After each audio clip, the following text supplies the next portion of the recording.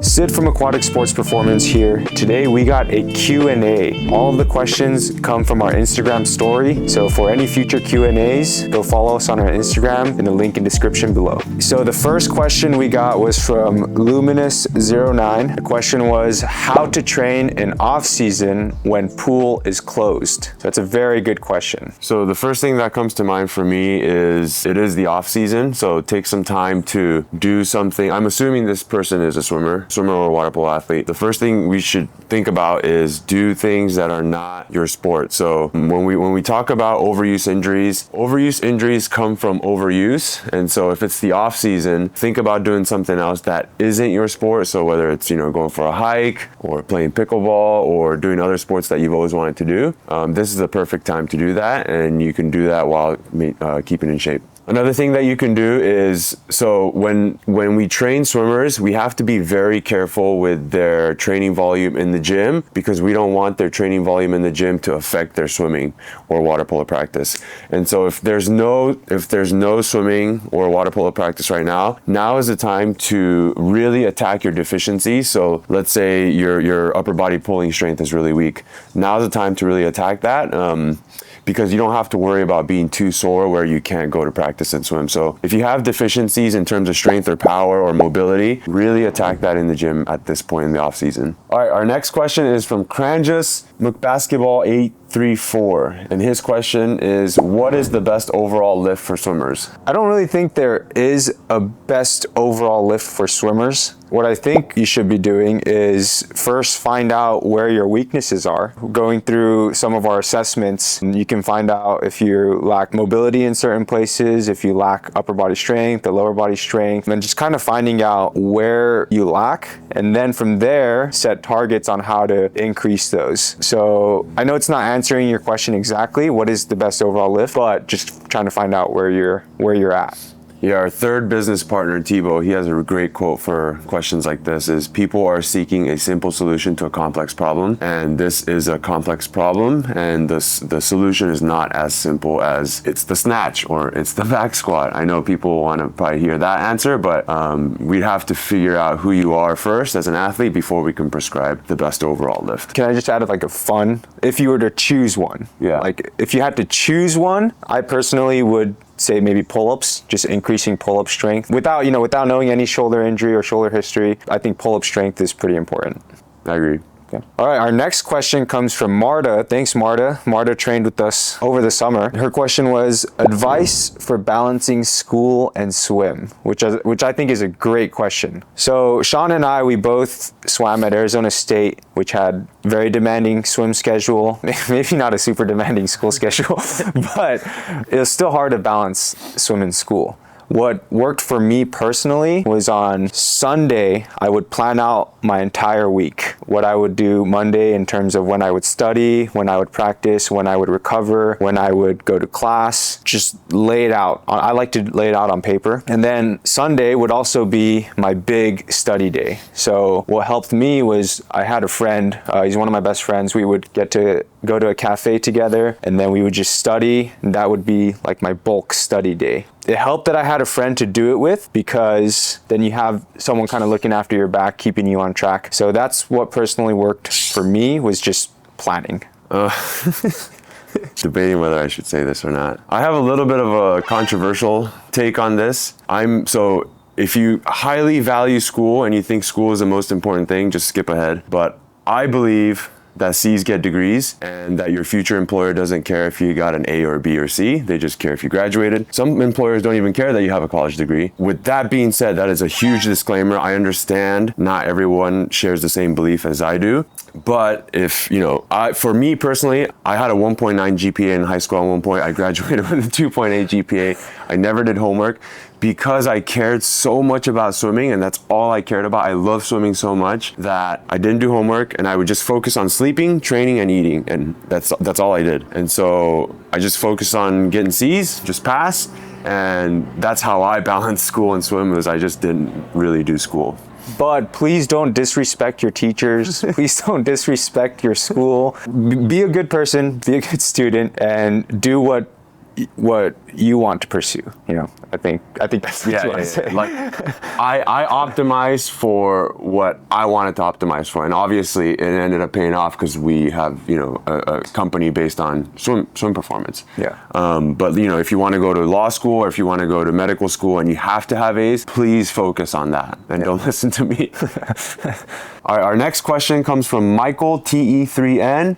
And his question is, why doesn't strength training guarantee faster times? I think that's kind of a vague question. Yeah, because there's nothing that guarantees faster times. Yeah, but maybe if your strength training wasn't geared towards you specifically, and let's say it was focusing on, like you just follow some random online program meant for bodybuilders on how to gain 10 pounds of muscle in 5 weeks, or something that's more general, maybe that might not help you. It could help you, who knows. Maybe that's why it might not guarantee a faster time. I think strength training should be focused on you and individualized for you. So maybe try not taking the general approach. It doesn't guarantee faster times, but it improves the likelihood that you will swim a faster time if you improve the physical qualities that you need to improve. Yeah, that's what I wanted to say. All right, moving on. We have a question from thecoach.ev. Can you tell me something about gym periodization for swimmers, please? So in terms of gym periodization begins to matter more when you get to a higher level. So when you're 7 years old, you really don't need to periodize your training. As you get older and as the level of sport increases, so if you're preparing a 22-year-old for the Olympic Games, that's when periodization will matter a little bit more. Another thing with periodization is it matters way more when you can control the athlete's schedule. If you're in the private sector like we are, where you don't have full control over the athlete's schedule, periodization starts to not make sense as much because you can have this nice laid out plan for 6 months and then things change. And so I would keep periodization more for if you're working with high level elite athletes who they're going to be with you for the next 6 months and they have a pretty high training age. All right, our next question comes from our friend Coach Jimmy at the 6'8 Academy. He's asking, my high school / club doesn't lift. What are some things / workouts I can do solo? Well, the first thing is come visit us at Aquatic Sports Performance in Brea, California. The second thing is go visit our friend Coach X at the 6'8 Academy. They have a great program where they incorporate strength training with the entire Water Polo Academy. So go do that. But beyond that, I would look at improving your mobility. We have a free mobility module coming out. It's a module where you self-assess yourself, and then it helps you identify which areas of your body you need to work on. And then it also gives you some options on what to do if you've identified areas that are tight or need mobilization. And that'll also be in the link in the description below. All right, our next question is also from Coach Jimmy. Why recovery is important and some ideas on how to recover. Recovery is very important. I forgot who I heard this from, but someone said train hard, recover harder. But I heard that when I was swimming at Arizona State a lot. So focus on your training, but it's not gonna matter if you don't recover properly. The number one recovery tool, in my opinion, is sleep.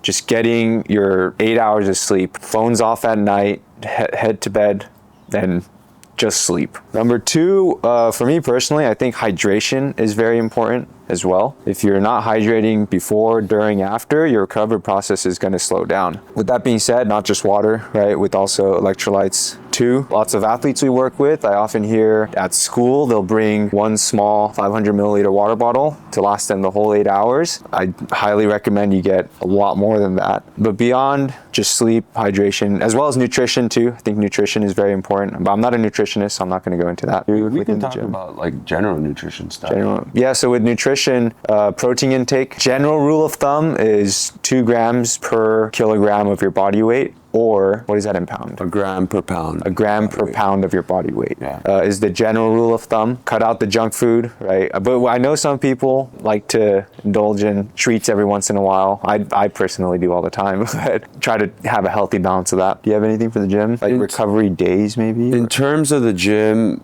the recovery in the gym, I think, comes from the programming perspective. So not programming workouts where it's leaving you absolutely drained. So in terms of a RPE scale, if 10 is the hardest workout you can do and 1 is the easiest workout you can do, we try to keep all of our training sessions within a 5 to 7, sometimes 8 range RPE. Because what you want to do is you want to stack up 3 RPE 7 days in a week and not have 1 RPE 10 and then you can't train for a couple days, and then you do another RPE 7 because you're still sore from the RPE 10. So if you just keep a baseline intensity that is not too high, then you can consistently train over a long period of time, and that's where you make adaptations. Our next question is from Coach Jimmy again, our friend Coach Jimmy.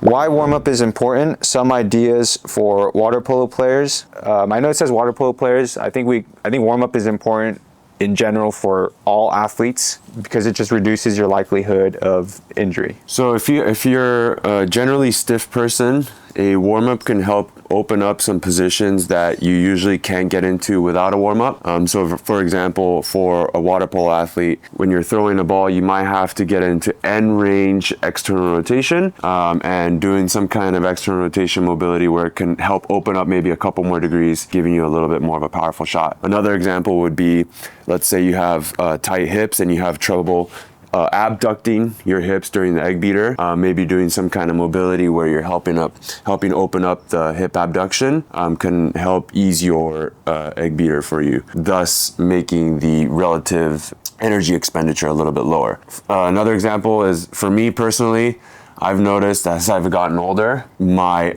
underwater dolphin kicking mobility feels better if I do a pre-water warm-up. So if I open up my shoulder flexion a little bit more and I get 1 to 2 more inches of range, I found that my underwater dolphin kicking feels way smoother, and therefore it costs less energy and it's more efficient. And also, just to add to that, some sports require prerequisite positions. For example, a backstroke start, you're going to require yourself to be in almost like a back bridge position. So before you hop in the warm-up pool, if you kind of warm up your back, the spine to get into that bent position, it could help you get into positions easier. And there's just loads of other examples across strokes, across different sports that you can get into. Yeah, and there's also physiological things that happen too.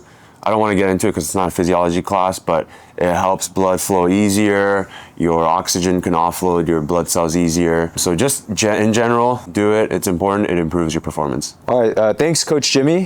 This is the 4th question. Thank you very much. We appreciate all the questions. A few options to strengthen the rotator cuff. So before we answer the question, we should define what rotator cuff is, because most people say rotator cuff, but most people don't actually know what it is. So the rotator cuff is a group of 4 muscles.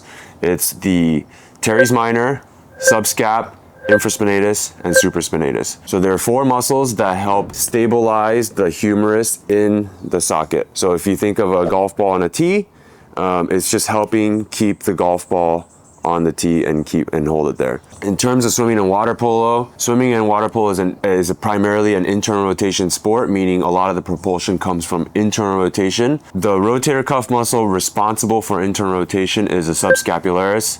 And so we don't do a whole lot of subscap training. There are some instances in which we will do subscap training, but most of our training time we spend on training the infraspinatus and teres minor, which are the external rotator.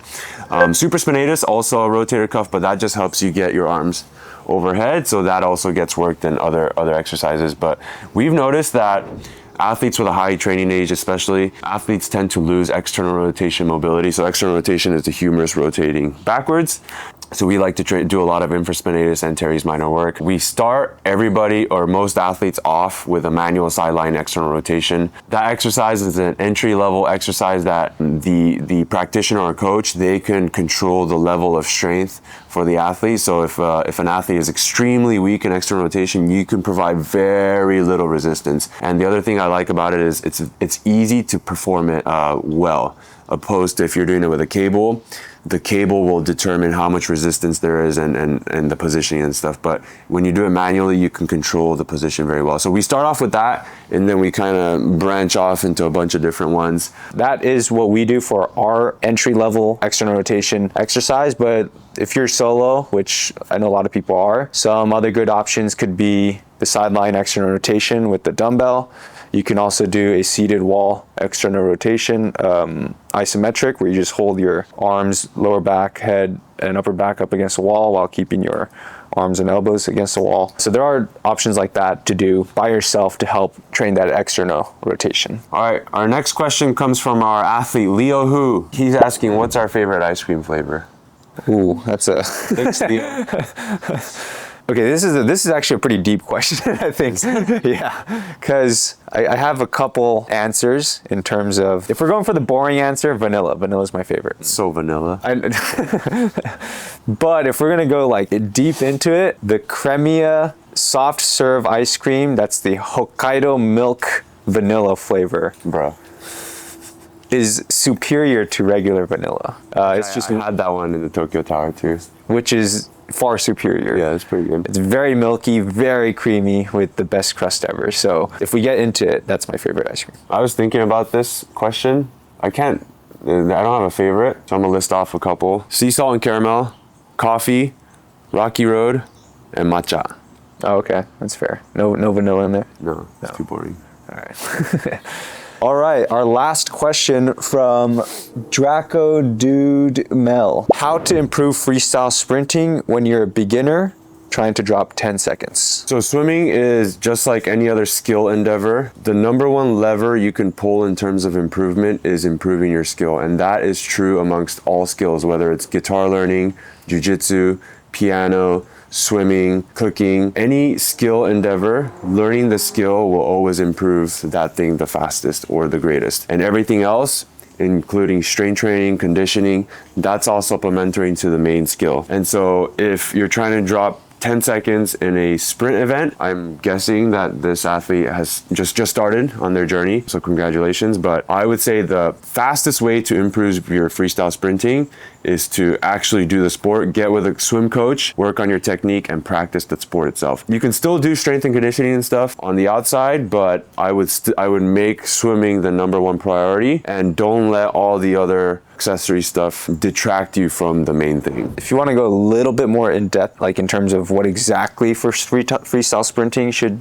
you get better at in skills, you know, starts and turns, right? Those are very valuable skills in sprinting. Having a good start, having a really good turn. Another one I would say, which I personally struggled with because I was a distance swimmer, was finding your rhythm. I think was pretty big for me in getting better at sprint freestyle. Instead of just thrashing, I know you want to go all out, but instead of thrashing, just kind of figuring out your rhythm and holding that water when you're sprinting. Lots of tempo work, I think, could also benefit. Again, this is just very general advice that we would have to like see what you need to work on, but those are some of the things that I worked on that helped me get better at sprint freestyle. I hope that helps. I hope you drop 10 seconds. If you do, please let us know. All right, that wraps up our questions. Thank you to everyone who asked a question on our Instagram story. If you guys like that kind of video, we're kind of experimenting with other videos right now. So if you guys really like it, let us know in the comments. Go follow us on Instagram at Aquatic Sports Performance. We occasionally post on our story questions for you to ask so that we can have this Q&A. Also, if you guys are interested, we're launching a merch store. Link will be in the description below. This is gonna be our first shirt, actually, our Pursue Potential t-shirt. So if you guys are interested, go check out our merch store. If you guys like that video, like and subscribe. We come out with videos every single week.